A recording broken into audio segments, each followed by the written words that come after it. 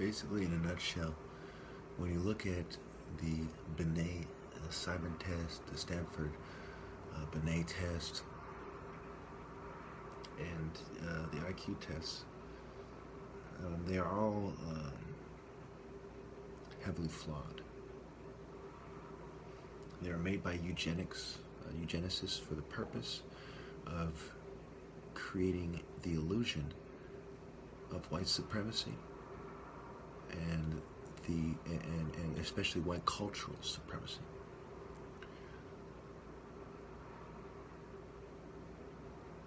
However, over time,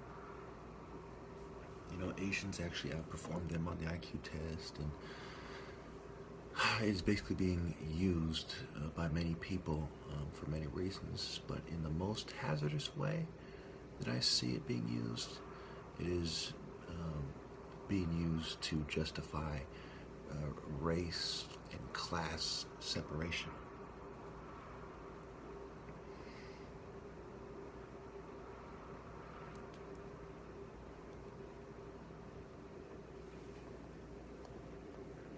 There's a lot of information that contradicts what they're saying, such as Ireland and Greece.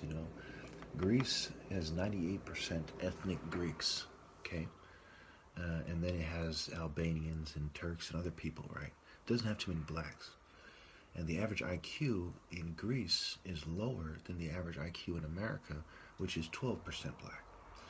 And you could look at Ireland, okay? So this seems to kind of contradict the idea, that black people as a race are intellectually inferior. So, but when you look at the actual map, right, you see that Africa and the black countries are all in red. Okay? And you see South America and other places which are supposed to have red on them, not having red in many of the countries that are said to have IQs just as low. So even when they give the results where blacks pretty much score the worst of all races, right, they put extras on it with the color scheme. Now, when they do these sorts of things, and they say the little bitch shit you hear all the time, and the trolling in the comments, little kids at school, when your girlfriend is mad at you and you're dating outside your race, interracial dating, right? The bitch get mad and she want to say something, right? These are things we hear in different ways, in different forms, all the time,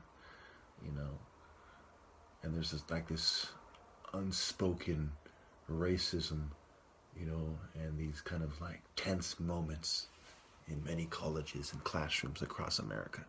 Because what most people don't want to talk about is, yes, there's a lot of racist white teachers and white professors. I'm not saying that it's most of them.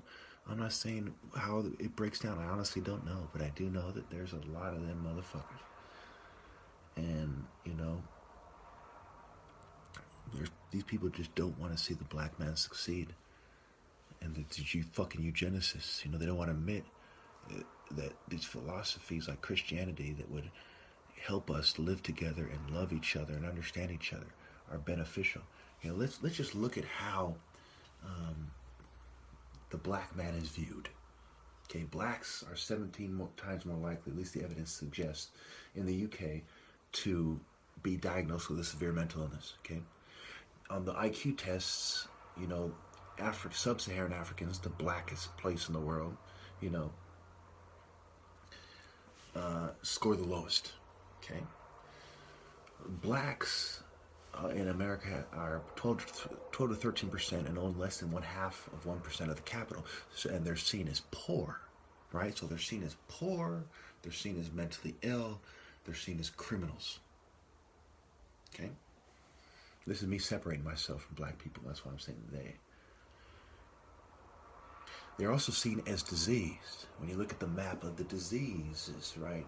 AIDS, for example, the highest rate of occurrence of AIDS is in sub-Saharan African nations, near South Africa.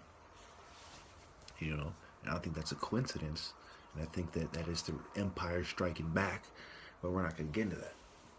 Okay, so there's some truth in all of the stigma, but all of it is a result of the design of the great architect of Freemasonry, whether he's real or imagined, because his philosophy went into all this. So Freemasonry and other philosophies, Western philosophies that are similar, created the problem. Okay, not entirely, but for the most part. Without oppressors, there would still be diseases and poverty, but these things are exacerbated. Economic disparity is intensified and compounded by corporate greed, to say the least. And these corporate elitists are disproportionately, or at least for the most part, non-black.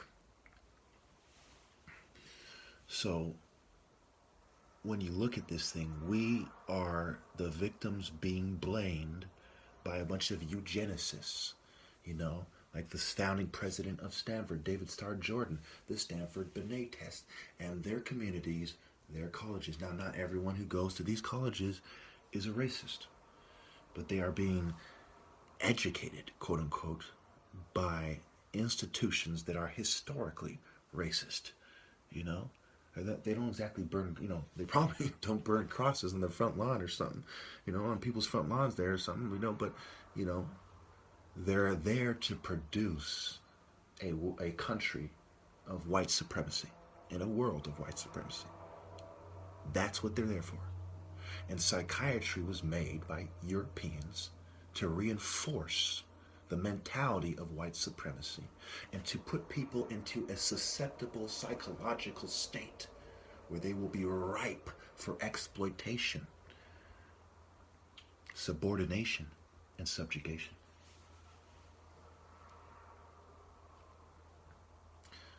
These people, is what they do. And yes, sometimes I feel fucking bitter when I think about how some people are doing it in the name of the white race. It makes you, it makes some people want to hate white people or worse, I don't approve of that, and I'm not perfect. Sometimes I feel that way myself.